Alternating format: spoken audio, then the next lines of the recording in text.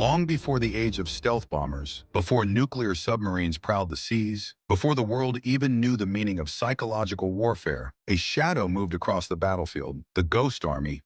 They were no ordinary soldiers. They were the 23rd Headquarters Special Troops, 1,100 artists, actors, engineers, and masters of deception. In their hands, the weapons were not rifles, but rubber tanks, giant loudspeakers, and stage lights. France, 1944. They arrived in the mud of the war front, posing as a massive American force, but everything was fake. From the air, it looked like an armored division ready to strike. At night, they filled the darkness with the rumble of tanks, shouted orders, and even broadcast commands in flawless German, luring enemy scouts into reporting armies that didn't exist. Every man was an actor. Sometimes they wore the uniforms of other divisions. Sometimes they leaked fake plans in village bars. And sometimes they walked right under the noses of the Gestapo, knowing that if caught, they'd be executed as spies. In one mission, they forced an entire German panzer division to retreat without firing a single real shot, saving thousands of Allied lives. For decades, their story was locked away in classified files. Many went to their graves unrecognized, but the truth remains.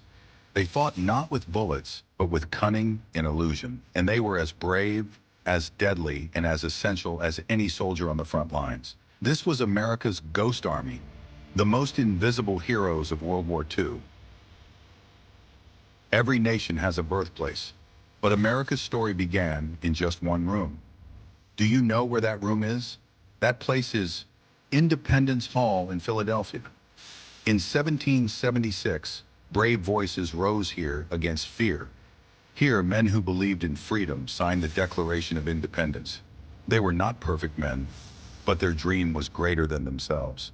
Imagine that moment, the dim light of candles filling the hall, the scratch of quills writing history on parchment, hearts beating between fear and hope. They knew the risk, yet they chose freedom. This is where America was born, not with power, not with wealth, but with an idea that all men are created equal. Every brick of this hall carries the weight of that dream. Every wall still echoes the voices that built a nation. And when you stand here today, you don't just see a building. You feel the spirit of courage. You feel the price of freedom.